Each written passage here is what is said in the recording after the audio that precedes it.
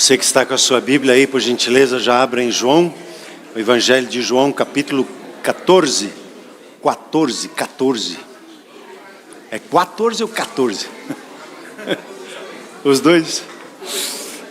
João, o Evangelho de João, capítulo 14.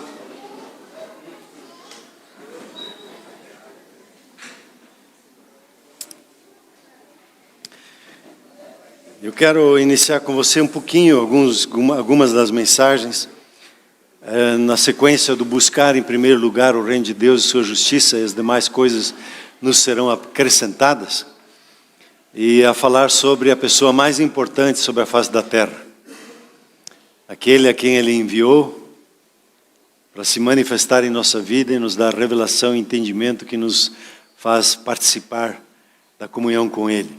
Vamos ler juntos Mateus 6,33. Se você não sabe, ligue o seu olho biônico e leia lá comigo. No 3, 1, 2, 3. Buscai, pois em primeiro lugar o seu reino e a sua justiça, e as demais coisas vos serão acrescentadas. Mateus 6,33. Pelo menos esse um versículo nós devemos de aprender de cor, né? Agora nós tínhamos que fechar os olhos e falar ele de cor. Vamos lá, fecha os olhos comigo. Tem uma experiência. Buscai, pois, em primeiro lugar o seu reino e a sua justiça, e as demais coisas vos serão acrescentadas. Mateus 6,33. É isso aí. Até eu fico meio assim, daí na hora no microfone não dá para errar, né? Muito bem. Eu tenho observado um pouquinho, o Espírito Santo tem mexido comigo num texto que às vezes a gente cita em muitos momentos, mas a gente parece que não está vivendo plenamente isso. Toda a criação, ela tem um anseio muito forte. Ela deseja. Tudo ao nosso redor tem um anseio. Do quê? De que os filhos de Deus se manifestem. E nós temos uma cultura de considerar-nos como aqueles que são mais observadores, e não como aqueles que são protagonistas. E quando você aceitou o Senhor Jesus, e você foi feito filho de Deus, foi feita filha de Deus, você hoje manifesta o reino de Deus. Você é protagonista. Mas nós temos tido um tempo muito longo de nos acostumar a assistir. Tanto que às vezes falamos, eu vou assistir o culto. Nós somos mais acostumados a falar sobre a fé do que exercer a fé. Não é assim? Falar sobre a fé é muito tranquilo. Dá para debater horas. Mas exercer a fé dá um medinho. A gente fica, será? E Deus nos chamou para manifestar, para revelar, para trazer à luz aquilo que as pessoas ao nosso redor não veem. E eu quero te convidar hoje a você aceitar um desafio do Espírito Santo. A não ficar falando sobre Ele, mas a entrar na comunhão com Ele, a interagir com Ele. A ter experiências com Ele profundas, dele revelar, lhe ensinar a resolver problemas no seu trabalho, a gerar riquezas de uma forma extraordinária, a trazer soluções em relacionamentos no meio da empresa, a manifestar o reino de Deus onde você está. E uma pena que a gente se acostumou que parece que o reino de Deus está recluso só na igreja. Não, aqui ele se manifesta em poder, aqui nós somos treinados e nós pegamos o que recebemos e manifestamos lá onde nós estamos inseridos na sociedade. Há um vento nesses dias. E esse vento é para manifestação. Não é para o deleite nosso, mas ele vem na sua vida para você manifestar o reino de Deus em todas as áreas de influência da sociedade, em tudo que você está envolvido. A trazer solução. Quando você olha para o mundo, você percebe que o mundo, ele caminha numa direção de destruição. Até se fala já que as bombas atômicas estão sendo preparadas lá na Rússia. Já dá um medinho, porque vão, com uma bomba, eles acabam com a ilha da Inglaterra. Poderoso, né? E a gente vai ficar com medo? Não, a gente vai manifestar, porque o nosso futuro é glorioso. Amém ou não? O nosso futuro é glorioso. A nossa visão de futuro é Cristo se manifestando em poder e em autoridade. E no meio do maior caos é que o reino de Deus se manifesta com mais clareza, porque na escuridão, quando a luz vem, aí ela se manifesta. E eu quero te incentivar hoje a você deixar de falar sobre a intimidade, mas a viver a intimidade com o Espírito Santo. A não ficar, eu fiquei admirado no processo de crescimento, de servir a igreja, que as pessoas ficavam discutindo sobre falar em línguas, se é ou não é, se pode ou não pode, como é que pode e não pode. E normalmente aqueles que menos têm experiências, mais leis têm sobre o falar em línguas, que pode e não pode, como pode e não pode. Sabem a teoria, mas não sabem a prática. O que adianta? E o falar em línguas é o kick-off. É só o início para a manifestação do reino na nossa vida. Por isso a Bíblia diz que todos podem falar em línguas. Nem todos são obrigados, porque é uma humilhação à nossa mente quando nós começamos a falar em línguas. Porque o governo dele começa a se manifestar e a gente percebe que ele é mais sábio do que nós. Então, uma coisa é falar sobre a fé e ficar admirado sobre as coisas, das histórias bíblicas e como Deus se manifestou. Agora o Espírito Santo está dizendo, você é a Bíblia aberta nesse mundo. E você é a Bíblia e eu somos a Bíblia que as pessoas estão lendo. Ainda mais que na nossa cultura a alegria da leitura é pouca, né? É mais a alegria de ver, observar. E Deus quer manifestar, Ele é um Deus presente, Ele não é um Deus longe, Ele é um Deus de perto.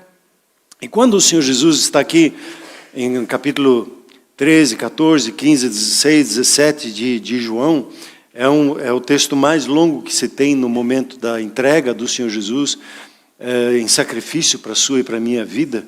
E aliás, não adianta só ficar sabendo que Jesus morreu por você na cruz, não é verdade? Não adianta só saber ou tomar por conhecimento que Ele ressuscitou dentre os mortos. É necessário experimentar a nova vida, nascer da parte de Deus.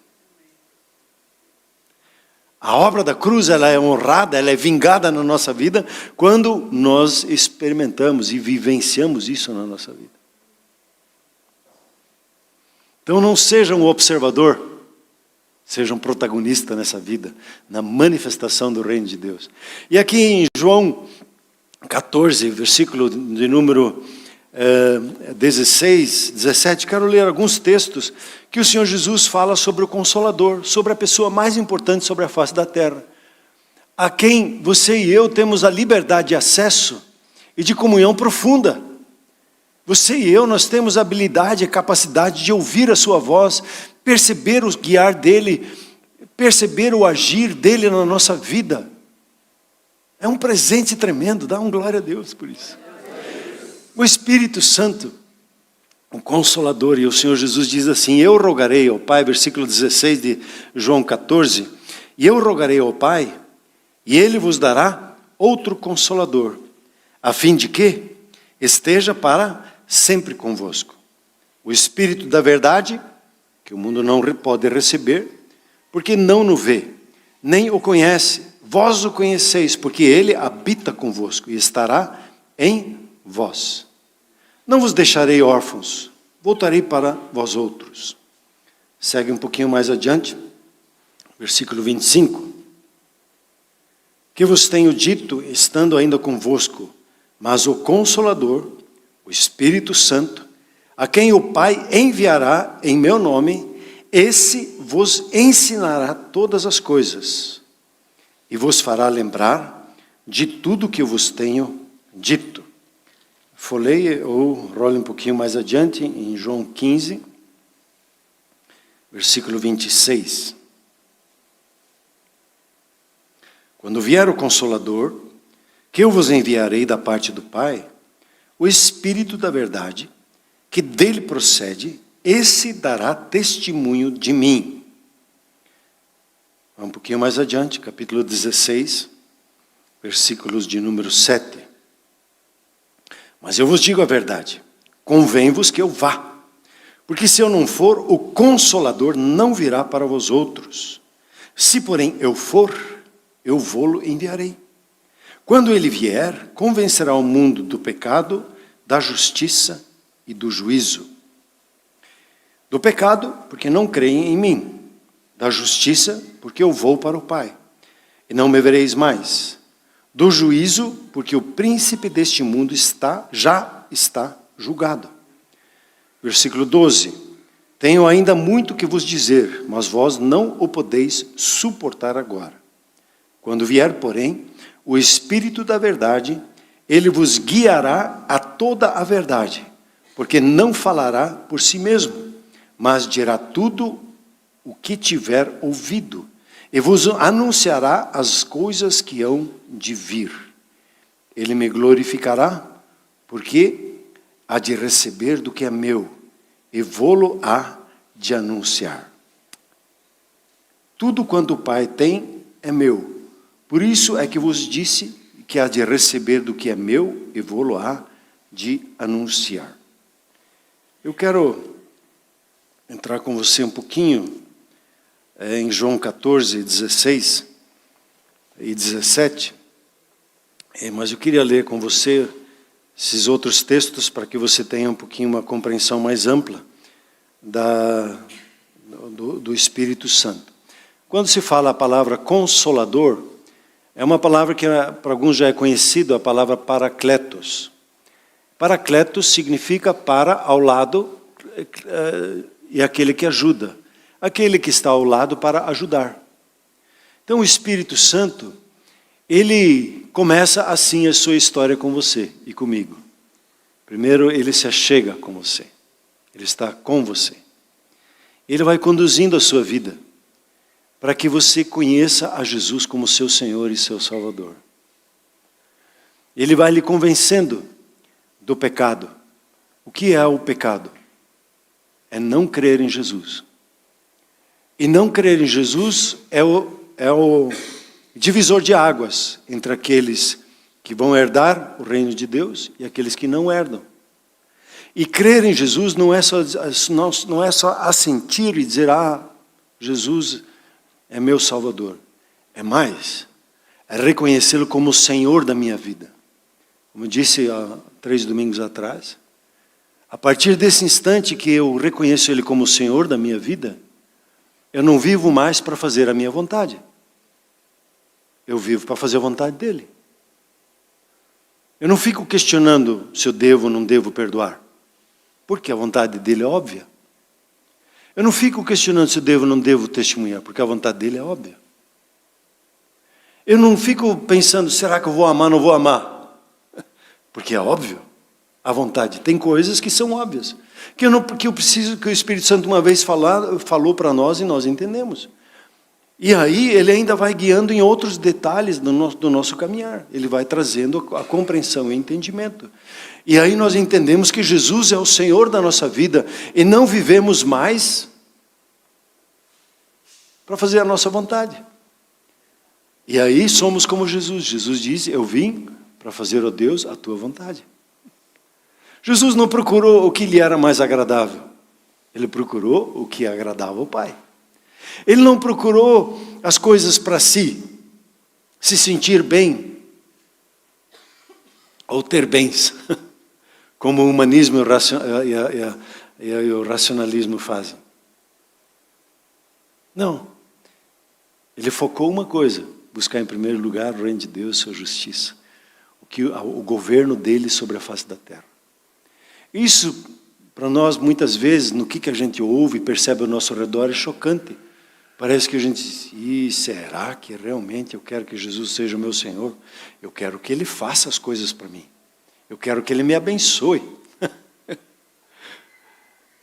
E a religião lamentavelmente, tem feito isso com o Senhor Jesus.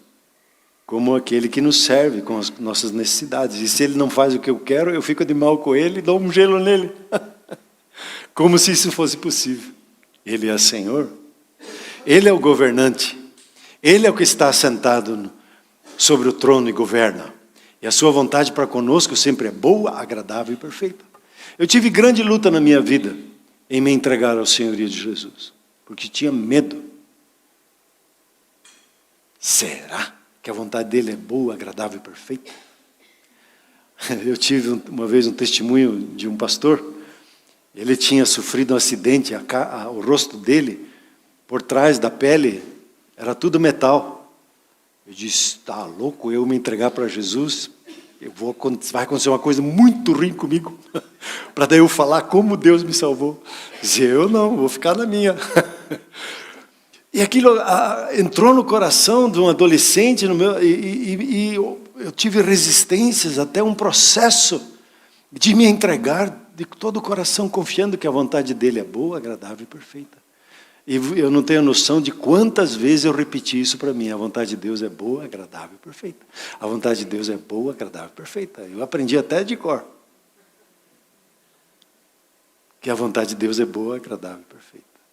Por isso não há nada melhor que aconteça na sua e na minha vida a nos submetermos à vontade dEle. Que com a vontade dEle vem tudo que é de bom, agradável e perfeito na nossa vida. Mesmo que em certos momentos nos custe algo. Por que nos custa algo? Porque a gente não quer soltar a mão.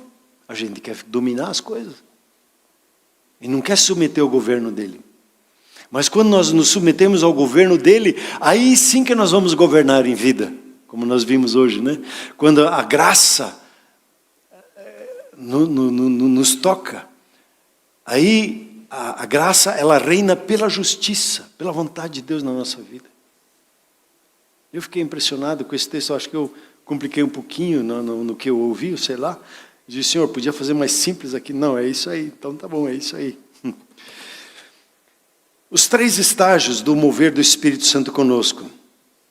Convosco, habita em vós, e Ele está sobre vós. Esses dias a Fabiana me perguntou, pastor, podemos cantar essa música? Espírito Santo desce, Espírito Santo desce, Espírito Santo desce.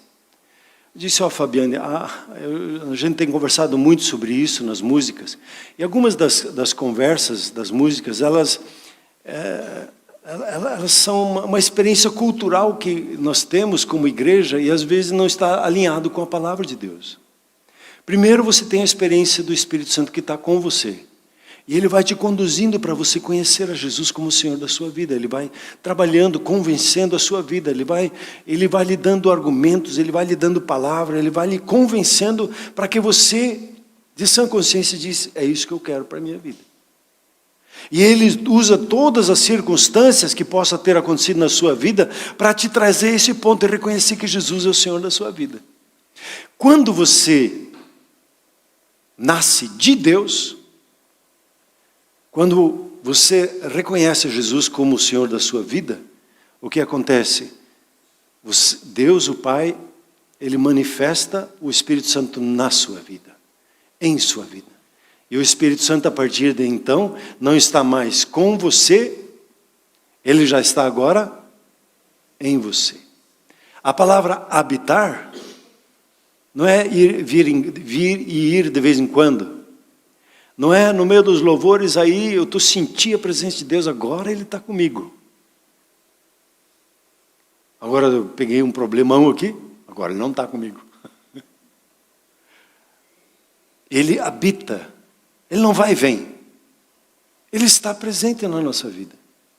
Às vezes nós já conversamos isso como igreja, a gente tem um costume de orar, Senhor, entrando na Tua presença. Daí a brincadeira que se faz, onde é que você está até agora?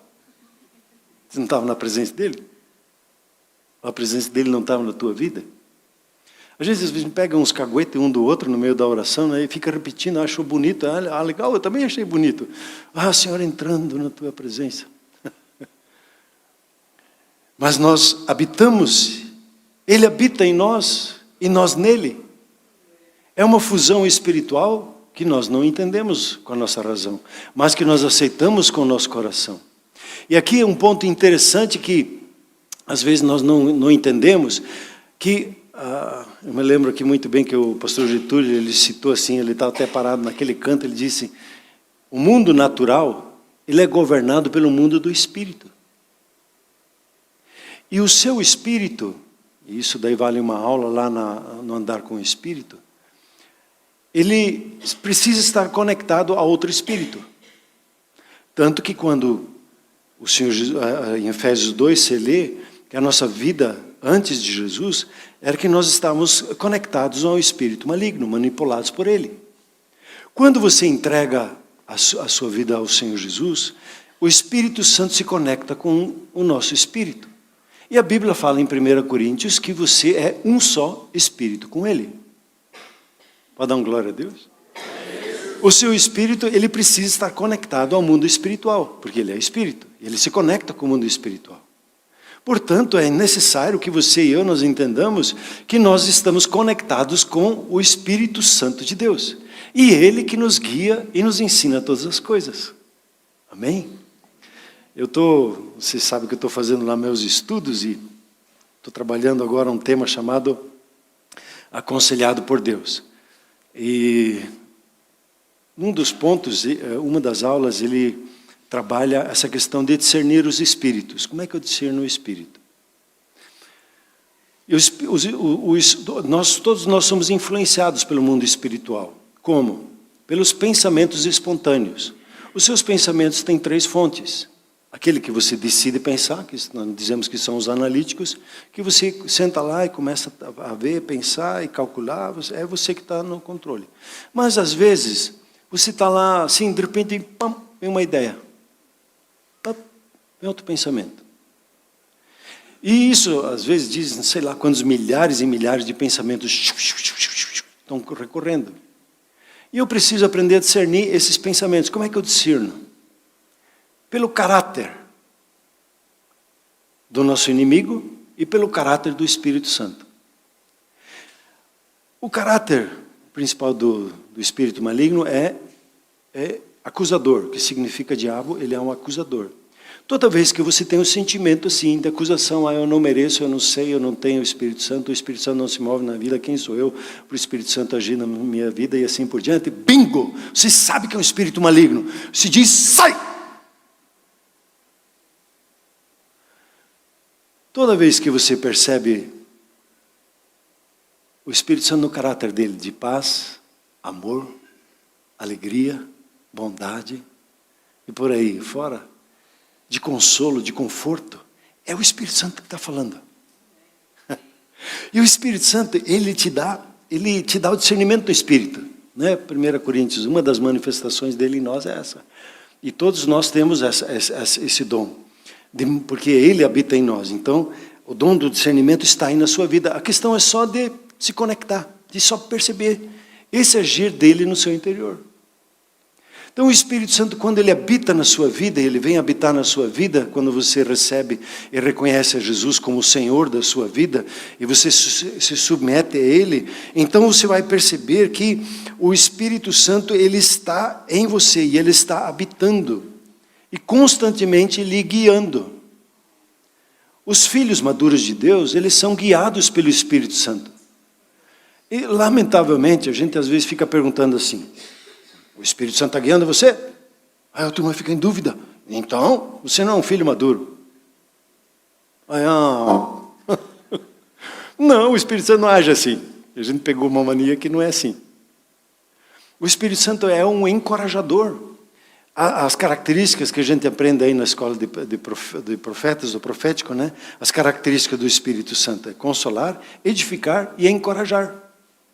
Ele sempre vai dizer, eu quero guiar você, eu estou guiando você, presta atenção, essa coisinha aconteceu, isso também aconteceu, esse pensamento estou te dando para que você perceba e tenha discernimento na sua vida.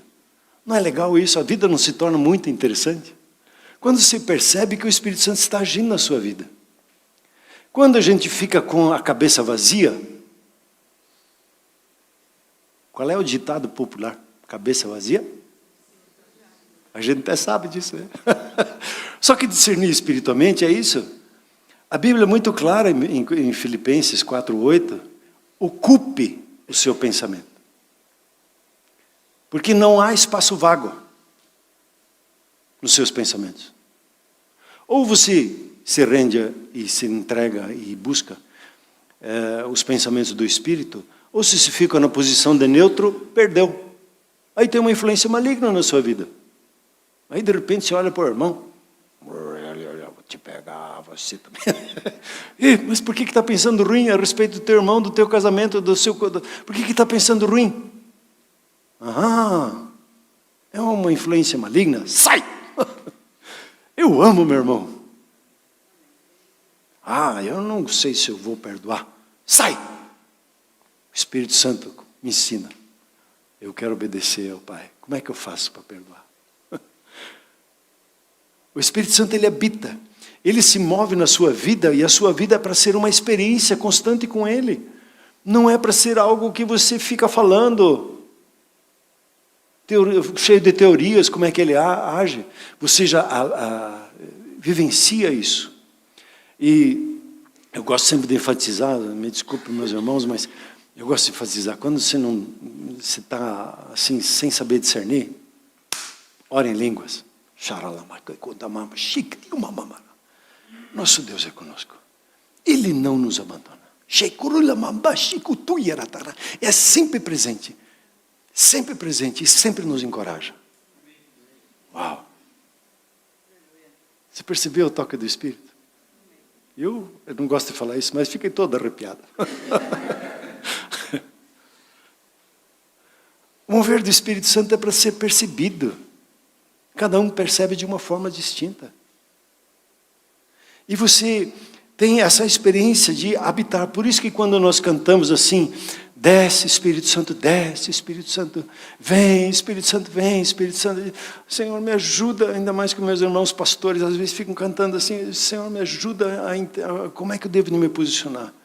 Porque uma vez uma irmã disse para mim assim, pastor, nós temos que cantar. De repente o Espírito Santo vai baixar. Está amarrado. Que é isso? Que conversa é essa? Mas pastor, não é assim? Eu não preciso descer, o Espírito descer. Ele já se manifestou. Você tem ali em Atos 2, ele foi derramado. E você tem em Atos 10, 9, 10, 10, né? Cornélios, o Espírito Santo se manifestou. Como é que hoje o Espírito Santo é compartilhado? Na imposição de mãos. O que aconteceu em Samaria? Filipe estava trabalhando, evangelizando, e eles não tinham recebido o Espírito Santo ainda. E o que foi necessário? Que os apóstolos viessem de Jerusalém. Por quê? Os apóstolos viessem de Jerusalém e impusessem as mãos para que eles recebessem o Espírito Santo. Em Atos 19, você tem a experiência de Paulo, ele encontra uns cristãos, ele fica, vocês receberam o Espírito Santo quando vocês entregaram a sua vida a Jesus? Se eu lá sei quem é o Espírito Santo. Aí ele disse, então vem cá, vamos. Aí ele explicou e orou com eles, eles foram cheios do Espírito Santo. E eles tiveram uma experiência, uma das experiências mais básicas que você tem tanto em Atos 2 como em outros pontos da Bíblia, é o falar em línguas, é uma nova linguagem que vem. É natural, é tranquilo, sem medo de ser feliz. Que nós podemos experimentar. Então, quando você está em lutas, está em batalhas, dispara ao falar em línguas, fica falando em línguas. Pastor, mas eu não sei, tenho minhas lutas. Tá bom, então, entra para gratidão. Fica agradecendo. Que se entra numa vibe parecida.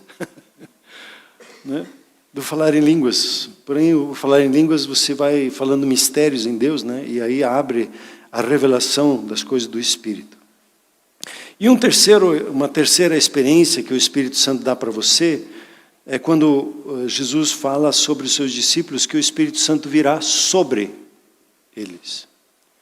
O que acontece é que quando você começa a servir pessoas, o Espírito Santo se une de uma forma sobrenatural e lhe capacita. Aí nasce o ministério. Né? Ele vem sobre, como que cobrindo a sua vida para o ministério. Então, ele está com você, ele está em você e ele está sobre você. Veja Jesus. Quando você pega Lucas, capítulo 1, eu gosto de fazer essa comparação, eu estranho que muitos irmãos eles não consideram esses textos, mas o Senhor Jesus diz, o anjo disse para Maria, descerá sobre ti o Espírito Santo, e o poder do Altíssimo te envolverá com a sua sombra. Por isso também o ente santo que há de nascer será chamado Filho de Deus. Jesus, ele foi chamado Filho de Deus por quê? Porque a semente do Espírito Santo se manifestou. E essa semente fez dele Filho de Deus. Quando você abre o seu coração, que é o seu útero de vida, né? Você abre o seu coração e a semente da palavra da vida, você ouve a palavra de Deus e ela é acolhida no seu coração. O que acontece? A vida de Deus se manifesta na sua vida. Você experimenta o nascer de Deus. Deus agiu a seu favor e você nasceu da parte de Deus. João 1, 12 e 13 fala isso. Né? Todos que o receberam, ele deu o direito de serem chamados filhos de Deus. Aqueles que não nasceram pela vontade humana, mas que nasceram pela vontade de Deus. Então, assim como com Jesus aconteceu conosco, nós só nos tornamos filhos de Deus quando nós recebemos a Jesus como o Senhor e Salvador da nossa vida. Amém? Ontem nós tivemos uma experiência extraordinária aqui, né, com o Bozo, ver as crianças aceitando o Senhor Jesus. Às vezes a gente diz, que bonitinho. Uau, que obra maravilhosa do Espírito Santo.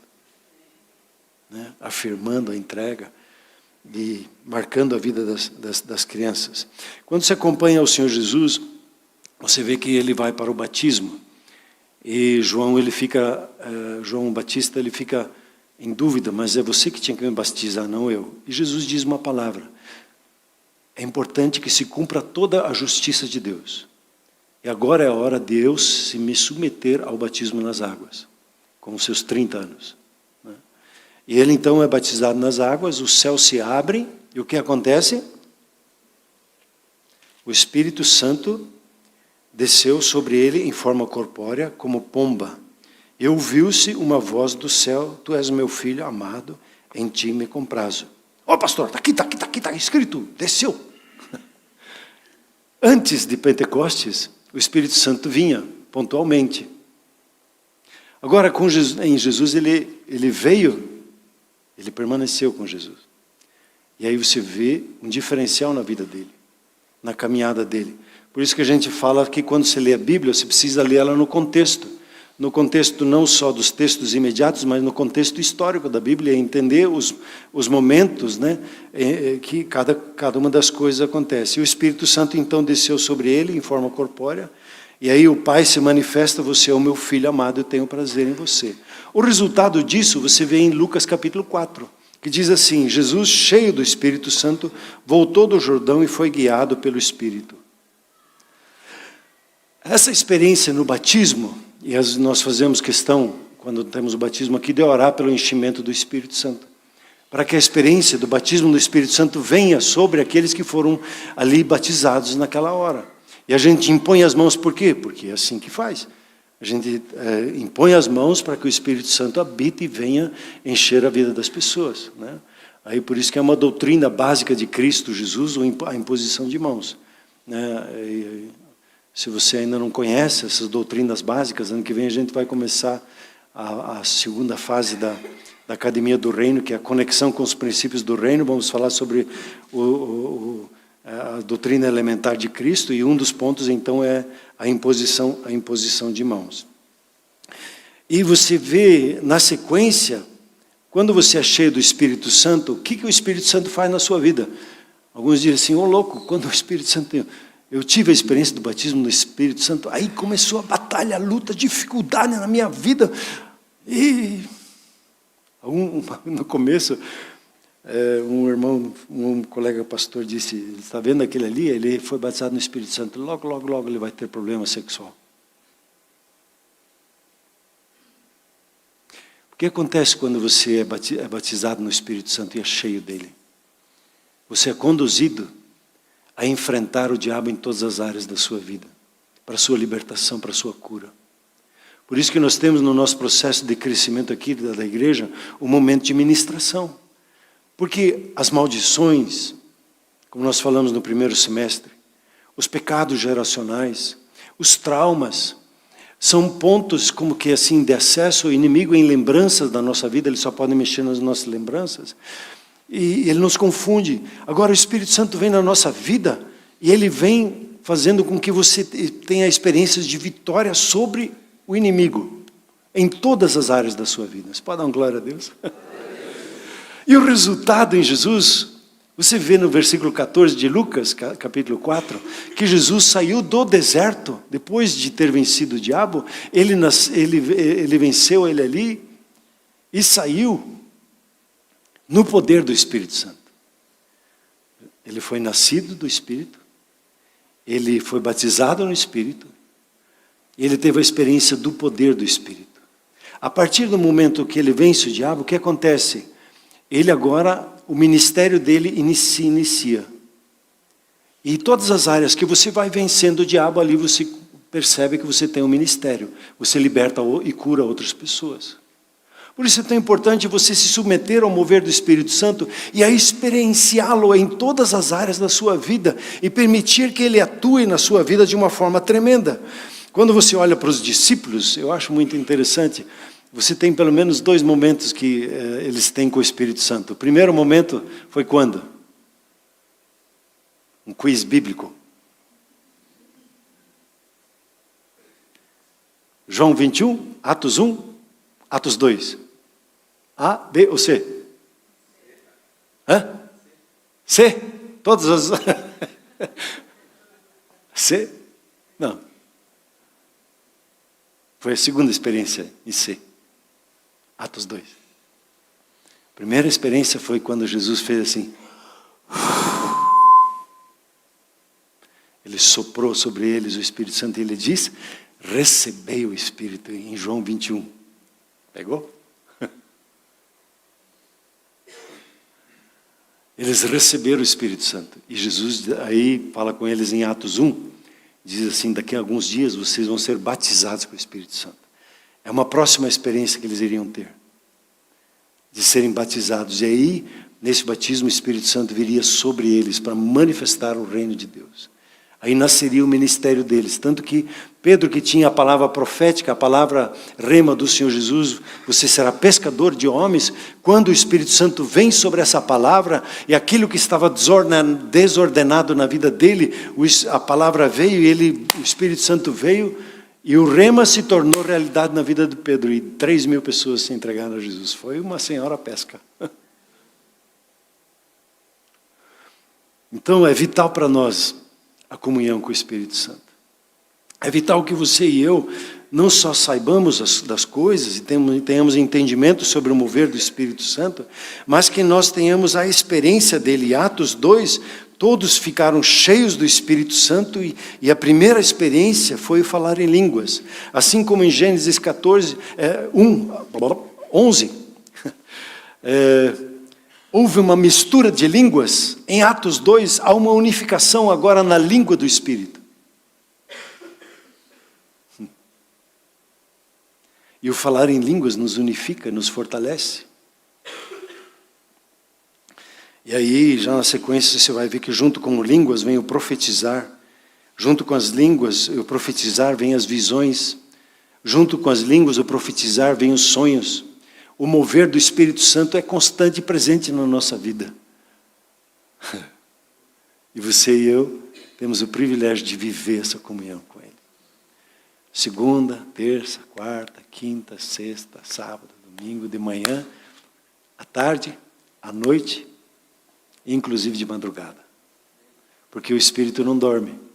Então, mesmo na madrugada, você vai recebendo da parte do Senhor e sendo ministrado por Ele. Não é fantástico isso? É maravilhoso. Você pode experimentar o agir sobrenatural de Deus na sua vida de uma forma tremenda. E em 2 Coríntios 13, ele fala um texto muito interessante, ele diz assim, eu quero concluir com esse versículo, e aí eu vou pedir para nós orarmos e impormos as mãos como pastores em sua vida, para que o mover do Espírito Santo seja extraordinário, que você tenha experiências com o Espírito Santo. Conheça o guiar dele, o ensino dele.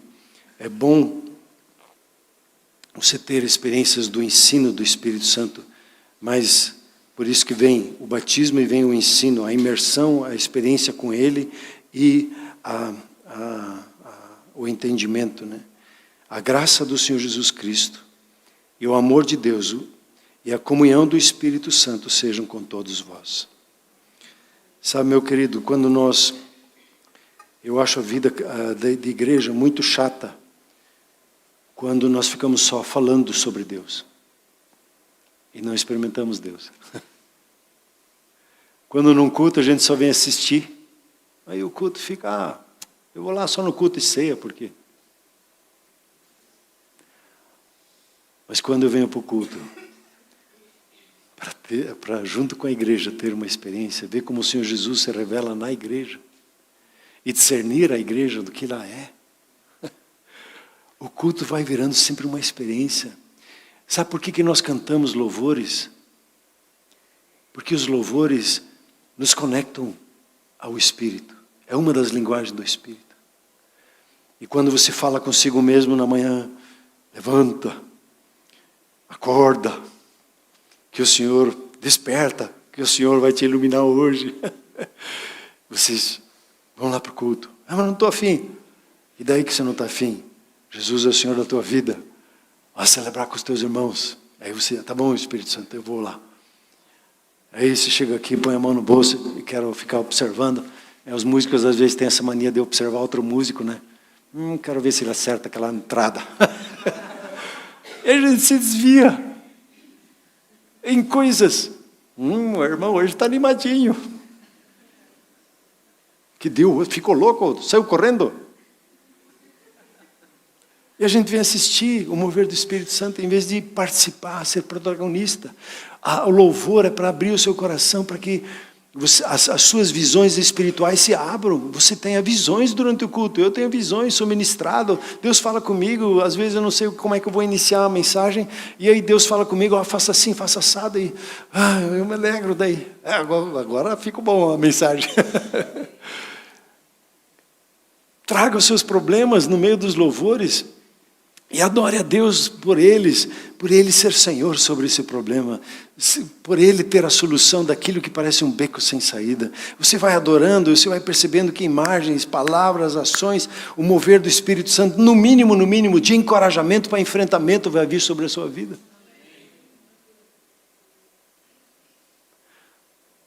Amém? Eu me animo, quero ficar falando mais, mas vamos orar, tá bom? Eu vou pedir para você ficar sentado e pedir para a equipe vir aqui já ministrar, os tangedores, né, venham ministrar. Eu vou pedir para os pastores, enquanto nós adoramos ao Senhor, agradecemos, e eu quero te convidar hoje a você tomar uma decisão, a viver a comunhão com o Espírito Santo. Às vezes chega a ficar falando sobre, eu quero viver a comunhão do Espírito Santo. Senhor, para quem que eu vendo? Senhor, estou precisando de um serviço, quem vai vir, de onde que vai vir o serviço para mim? Senhor, como é que eu tomo essa decisão? Você ter comunhão, ter experiências com Deus. Uau! Aí, a gente vem para o culto, entusiasmado ou desanimado? Uau, você teve experiência, eu também, Deus falou papá. E aí você vem para o culto, e aí o culto, por isso que eu chamo de celebração, vira uma celebração. A gente celebra o agir de Deus durante a semana na nossa vida. Eu faço questão de escrever sempre celebração. É mais comprido, é mais longo, é mais fácil eu escrever culto. Não, eu escrevo celebração, porque eu quero vir aqui celebrar com vocês as vitórias, o agir, o mover de Deus durante a semana na nossa vida, celebrar a vitória dele, mesmo quando nós estamos entristecidos, porque quando a gente se reúne, nós somos curados, nós somos levantados, nós somos animados nele. Amém? Isso para mim é celebração. É se alegrar em Deus, é celebrar. Por isso que eu peço para os músicos, a primeira música tem que ser uma explosão de alegria, porque a gente vai estar tudo cheio de alegria, quer dançar, quer celebrar, é se alegrar no Senhor. Deus tenha feito e tem usado as nossas vidas. Amém? Pai Celeste, muito obrigado pelo mover do Espírito Santo na nossa vida. Obrigado pelo mover do Espírito Santo na nossa vida. Queremos te reconhecer, Espírito Santo, agradecer pela sua presença em nós, celebrar o seu mover, o seu guiar, o seu ensinar em nossas vidas, celebrar que o Senhor tem vingado, manifesto a obra da cruz com perdão, com livramento, com entendimento. Obrigado por nos guiar para a cura, enfrentando as obras malignas, resistindo e anulando toda influência, toda porta que de alguma forma foi aberta na nossa vida, para nós rompermos, para que o ministério venha com poder, trazendo cura, libertação, a manifestação do Senhor a todos com os quais nós conversamos e nos unimos. Sim, Espírito Santo de Deus, aqui está o nosso coração, aqui está o nosso coração, e nós colocamos a nossa vida diante do Senhor, dizendo: Espírito Santo, por gentileza, encha-nos. Enquanto nós oramos, encha-nos. Perdoa-nos por termos entristecido ao Senhor. Perdoa-nos por termos resistido ao Senhor. Perdoa-nos até onde nós já praticamente apagamos ao Senhor na nossa vida. Espírito Santo de Deus, vem sobre as nossas vidas. Nessas horas, traz-nos a manifestação do reino em poder, em alegria no Espírito. Manifesta-te livremente entre nós, em choros, em alegrias, em tremores, em quietudes. Sim, Espírito Santo de Deus, obrigado por manifestar o reino de Deus em nossas vidas. Sentado como você está, enquanto nós louvamos, os pastores vão estar impondo as mãos, mas fique adorando ao Senhor. Se você não fala em línguas, hoje você vai ser liberado a falar em línguas. Todo impedimento na sua mente, na sua lógica,